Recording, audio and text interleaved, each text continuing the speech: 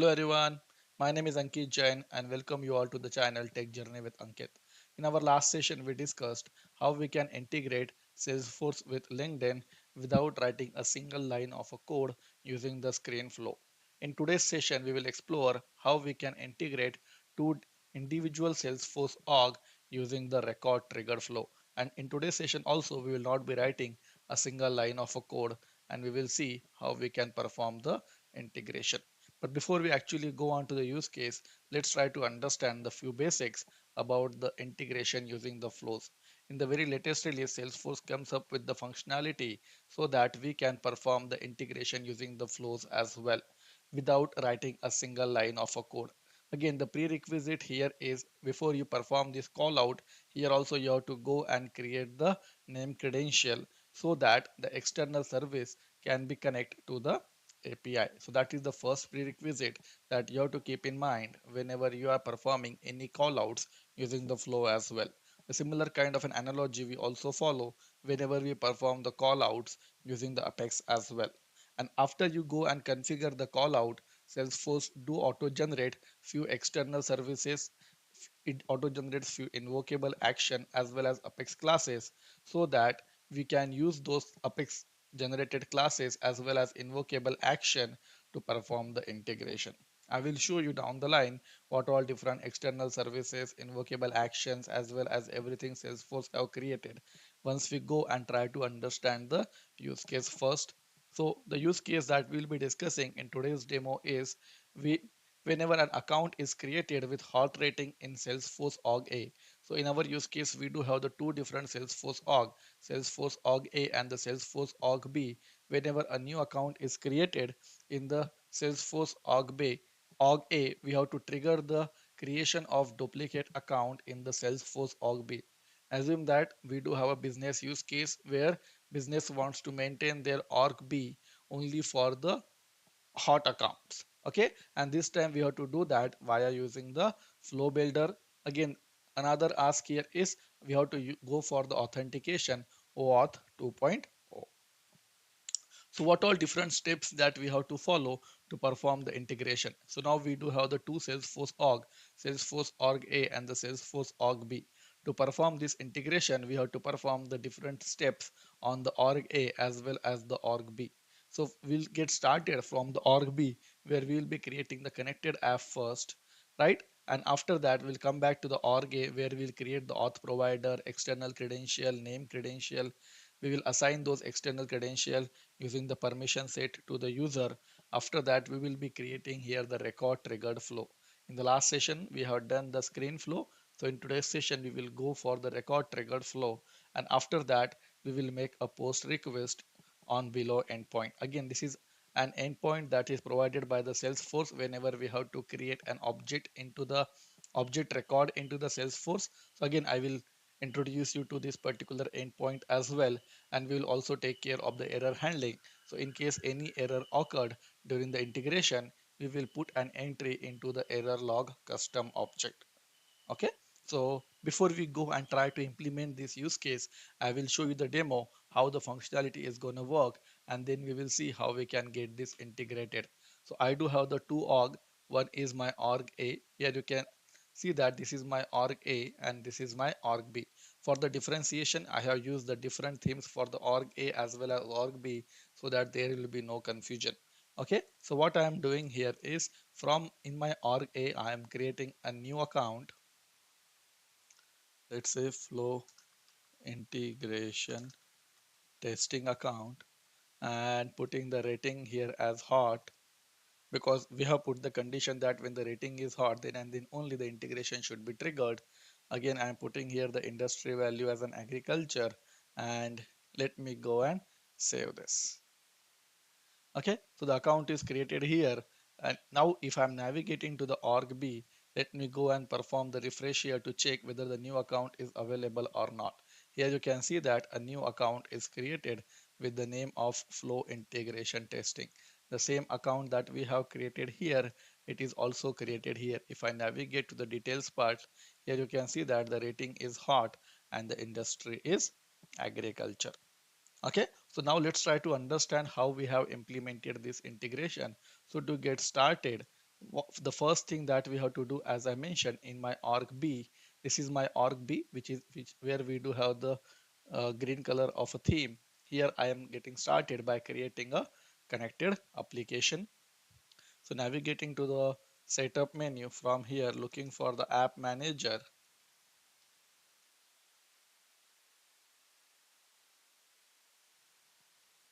and clicking on the new connected app,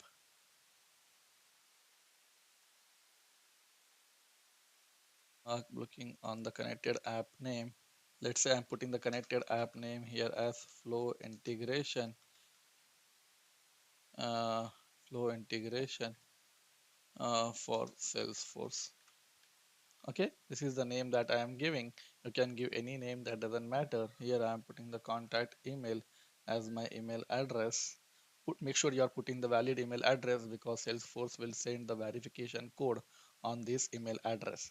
As we have to perform this by using the OAuth, here I am specifying the OAuth setting, callback URL that we have to specify where the navigation should be done for the authentication. So here for the time being, I'm specifying the dummy callback URL. Later we will come and provide the actual callback URL as well. Okay, so for the time being, I am putting the Google callback URL here.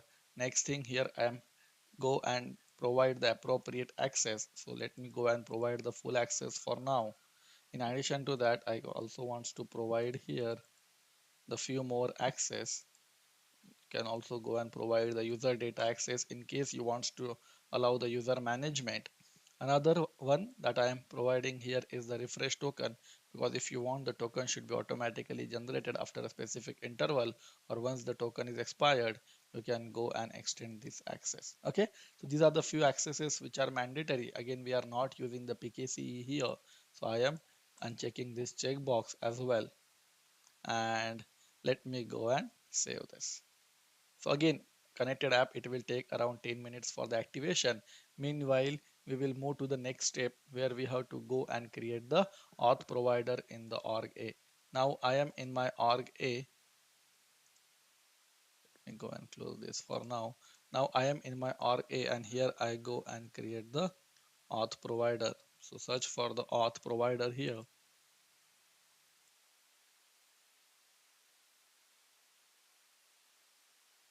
Click on new. This time I am selecting the provider type as Salesforce, giving the name. You can give any name. Here, let me give the name here as flow integration with Salesforce so that the both name will match. Here I need to go and put the consumer key as well as the consumer secret key. We will get these keys from our org B where we have created the connected application.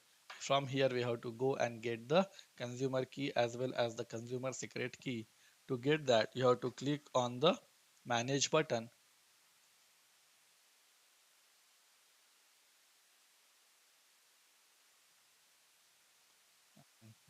Again, Salesforce will send one verification email to you. So you have to go and put that verification email address here. So just give me a minute. Let me put my verification code. So here I go and click on verify. Okay. So from here, I will get my consumer key. So I'm copying the consumer key from here, pasting it here, coming back here one more time, copying the consumer secret key, pasting it here. Okay, again, as I said, we are not using the PKCE, so we can take this out. Now here we have to go and provide the default scope. What will be the scopes? The scopes are the same that we have put in the connected app. Here you can see that we have defined the OAuth scopes, that is the API, full, refresh token, and offline access. So you have to go and specify all these scopes. So here I can go and put API space. The next scope that I do have here is the full. So here I am specifying the full space. Another one that I do have here is the refresh token as well as the offline access. All these scopes, they must be separated by the spaces here. So here I have defined all the different scopes. Let me take out that comma in between the refresh token as well as the offline access. So I have defined here my four scopes, and list all looks good. So let me go here and click on save. So my auth provider is ready. As soon as we go and create the auth provider, we will be getting the callback URL. So we have to take this callback URL from here, navigate to our connected app one more time. I'm clicking on the edit button. Initially, we have put the dummy callback URL there. Right now, we have to get that replaced with the actual callback URL. So here I am replacing this with the actual callback URL. Clicking on save, clicking on continue. Now, the next thing that we have to do here is we have to again come back here and define the external credential. Sorry, we have to go and create the name credential. So here I am searching for the name credential. Again, clicking on first step here is we have to go and create the external credential. That's what I have put. First, we have to go and create the external credential. So clicking on new, let me put the external credential this time as Salesforce external credential that I am creating, and I'm putting the same name here as well. That's fine. Authentication protocol. Here I go and use the auth 2.0. You can put any name to the external credential. That's completely fine. Authentication flow type. I'm keeping that as a browser and selecting the auth provider that we have just now created. Okay. And here I go and clicked on save. Once you have created the external credential, the next step that you have to do here is you have to go and define the name principal here. So again, the parameter name you can give anything. I am putting the admin and selecting the identity type as a name principal and clicking on save. Once the external credential is created, let's go and extend the access by using the permission sets. So here I navigate to the permission set, clicking on new permission set. In case you already have the permission sets in your org, you can use that. So here I am putting the Salesforce org permission set. You can reuse your existing permission set as well, but for this demo I am creating the new one and also extending the access. Here you can see that we do have one option with the name of, let me come back in case I have not shown you. Here you can see that we do have one option here, external credential principal access. So make sure that you are clicking on the external credential principal access and extending the access to the user. So here I come extending the access for this Salesforce this time. That this is the same external credential that we have created with the principal name. For this we are extending the access and also assigning this permission set to the user as well. So clicking on the manage assignment and assigning that to the user, adding the assignment, assigning this to the user, clicking on next, clicking on assign. So we have attached this permission set to the user as well. Now the next thing that we have to do here is we have to again go back to the name credential, and this time we will be creating the name credential. So again I go click on new. So here I go and put the name credential name as Salesforce. Again, you can give any name, it's completely up to you. Here we have to go and specify the URL with which we have to connect. So how we can get this URL? There are different ways to do it, but the easiest way here is you can go ahead, open your developer console, and in your Google look for the URL Apex class. Okay, open this. These are the few classes that Salesforce have provided by using which you can get your domain URL, right? So this is the method that I am using, url dot get org domain URL to get my URL address. Again, opening the anonymous window, let me go and put up here system dot debug, and here I am calling this method from my URL class so that I can get the org domain URL. Here we have to get the domain URL of my org B. So that's what I am getting up here. So here if I click on the debug only now, this is the URL that I have received. Okay, so here I go copy this URL from here, coming back to my name credential and pasting it here. Okay, we have to make sure that we are enabling the call out, and also the external credential that we have just now created, we have to get that selected. So here I go and select the external credential as Salesforce and clicking on save. Again, I'm navigating to the external credential once my name credential is created. Now we have to go and authenticate the principal that we have created. So let's go and do that authentication. And after that, we will be navigating to the record triggered flow. So here on the principal, if you so click on authenticate here.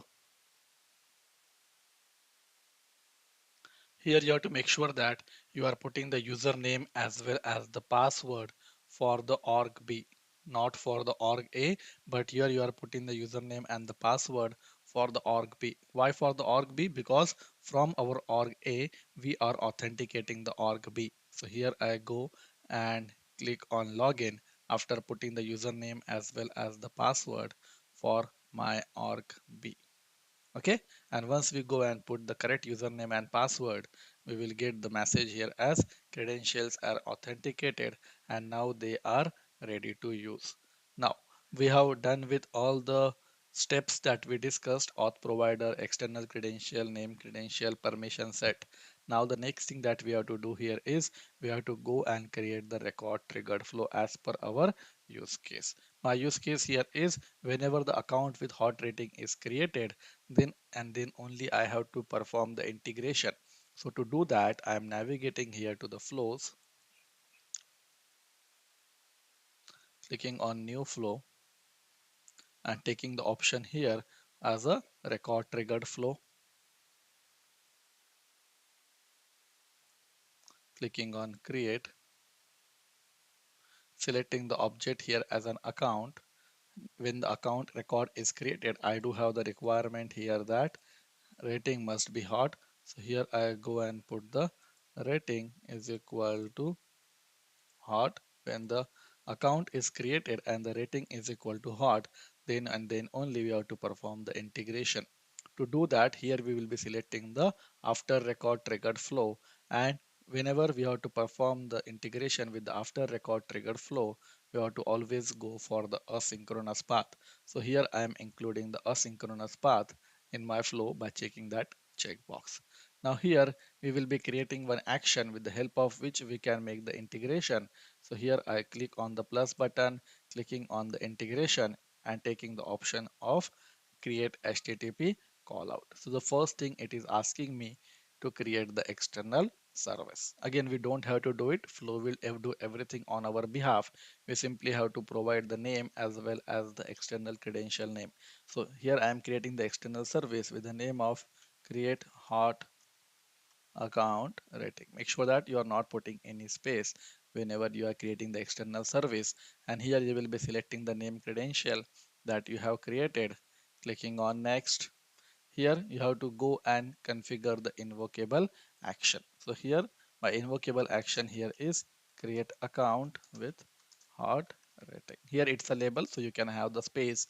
And to perform this invocable action, here we will be going for the post method. Why post method? Because whenever we have to perform the create operation, we always go for the post method. Now the next thing, it is asking me to go and define the URL path. From where you can get the URL path, there are two options. You can you can look for the REST API developer guide.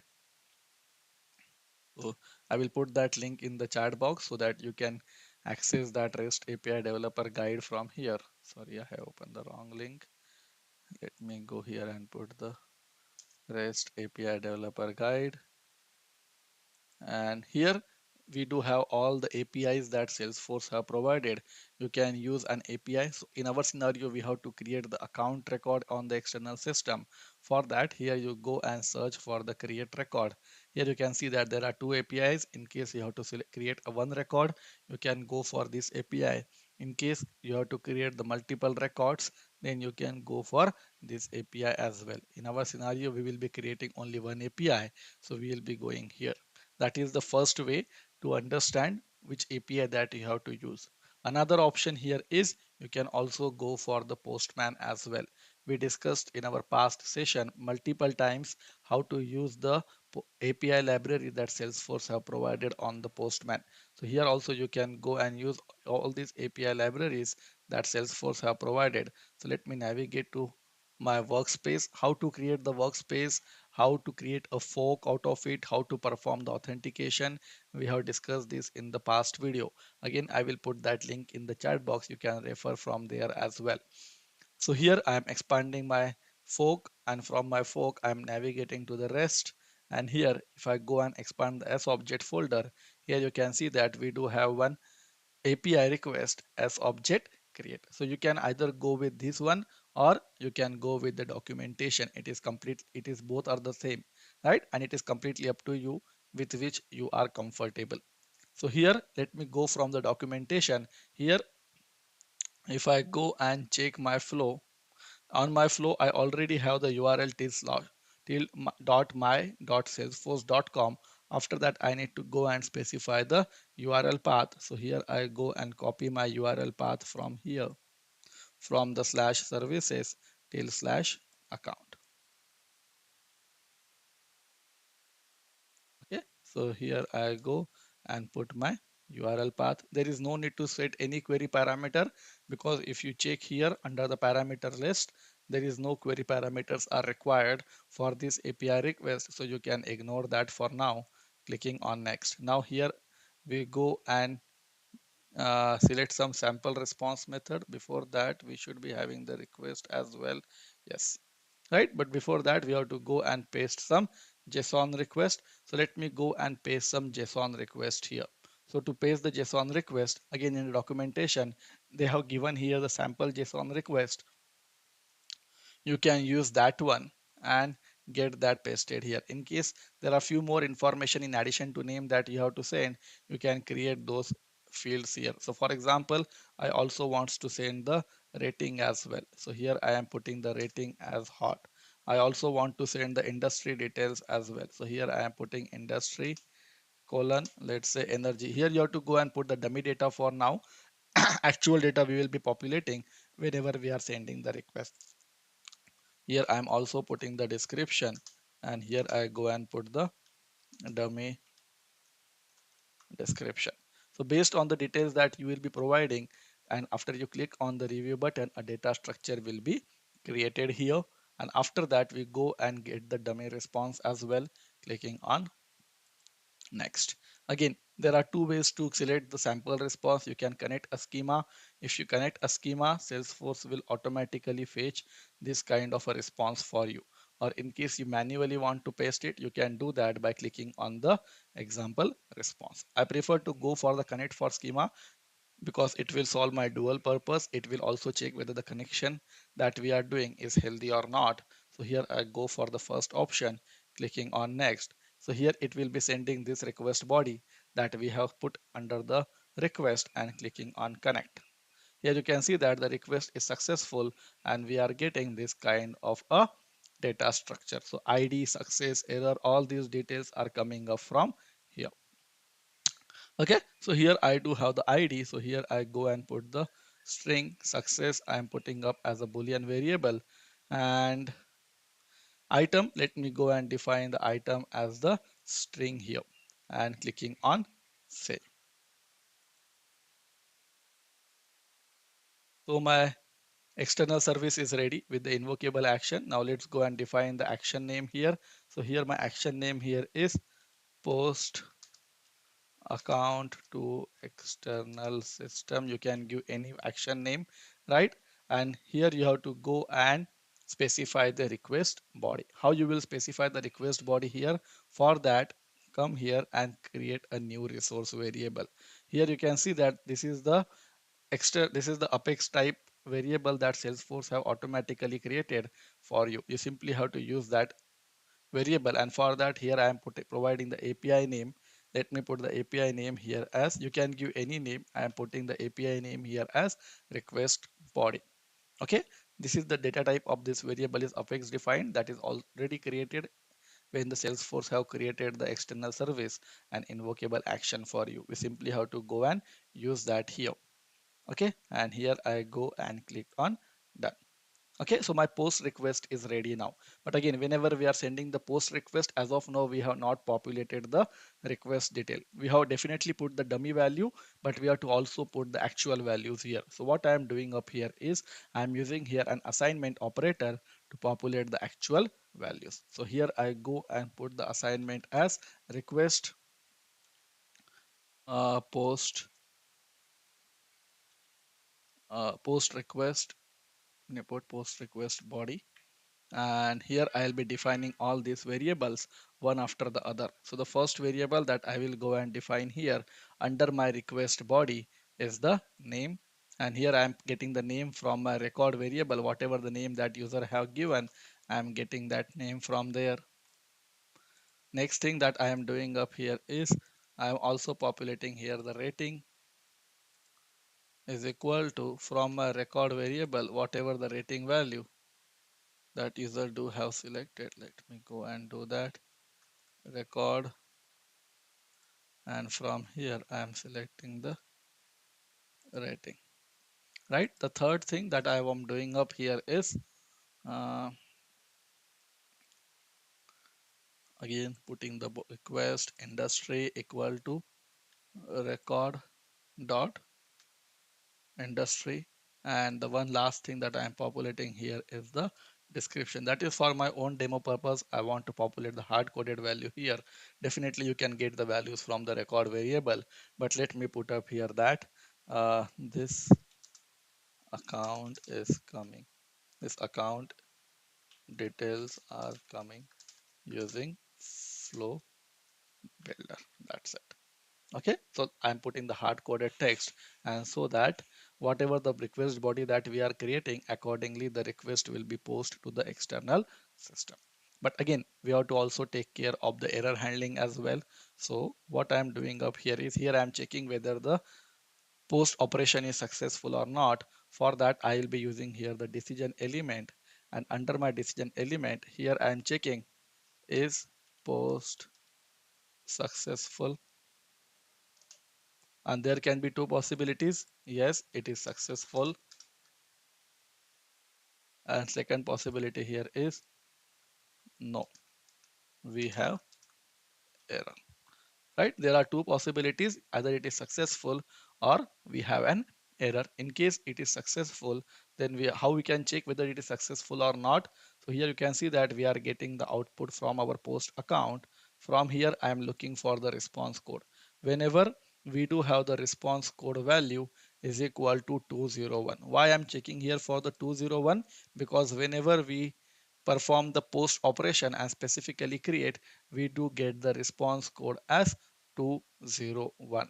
Right, I'm not sure if they have put that under the documentation here, but this is the common standard that we do follow, so that we can say that my post operation is successful. Otherwise, in case of any error, uh, in case of any error, here you can have your error handling as well. So let me do the error handling here in case we are not getting the successful response. So here I go and create a record. In my org, I already have one object with the name of error log. So I am adding that record. Let me quickly show you that object first, so that in case you guys have not followed the past video, for this video you guys go ahead and create this object. So this is the error log object that I have in my org. Again, first thing here is in this log, in this object I do have the record name which is of auto number, so that the error ID will be generated automatically. And here I do have the two things, one is the process name, and second here is the error message. Okay, so here we can go and populate those details here. So what I'm doing up here is uh, here I go and create error record, and here I am creating the error record for the log, sorry, for the error log object. And in my error log object here I am selecting the field. First one I am putting up here as the process name. Let me put the process name here as record triggered flow account rating flow. This is the flow which is broken, and from where we are getting the error message, and here I am populating the error message. Let me put that error message. You can put the hard coded text, or you can also get that message from the fault message as well. There is also a possibility that here also it breakdown, that post request is breakdown. So here also I am adding the fault path, and here I go and create the add the fault path, and what I'm doing up here is I'm getting that connected with the error record. So here I go connect to the element and selecting the option of create a record, so that in case any error occurred, we are taking doing the appropriate error handling in our flow as well. Okay, let me go and save this flow. So here I am putting the flow name as account rating flow, and let me name that as a callout for my better understanding. And here I go and click on save. We are getting one warning. What this warning here is, for a flow that contains the scheduled path, specify the default workflow for the user. Otherwise, the process automation setting will be the default user. That's fine. You can ignore this warning for now. This warning is more about who will be the owner whenever it is running in the background. So you can ignore that for now. If you want, you can get that debug from here. But let me go and activate this from here, and we can test it from my org. So here I go and get that tested from my org now. So here I go and create a new account in my Salesforce org A, and here I am putting the account name as Tech Journey with Ankit, and let me also put that as a Salesforce org A, and we will see whether the same account is available in my other org or not. Make sure that you are putting the rating here as hot. Industry, you can set anything. Let me put the industry here as consulting, and here I go and click on save. So the new account is created in my Salesforce org A. Now let's navigate to my org B and validate whether the account is created there or not. So here I go and refresh the list looking for the Salesforce org A. Here you can see that I do have my account available here. Take journey with Ankit hyphen Salesforce org A. If I navigate to the details, rating is the same, consulting is the same, and also we have put the hard code description that the account details are coming up using the flow builder. That means our functionality is working as expected. So this is how, folks, you can perform the integration by using the flow builder to integrate two separate orgs. Do try this out. Let me know in the comment section or over the LinkedIn once you have successfully implemented this integration. Do share your learning with others as well, so that it will also help them too. Thank you. Have a good time.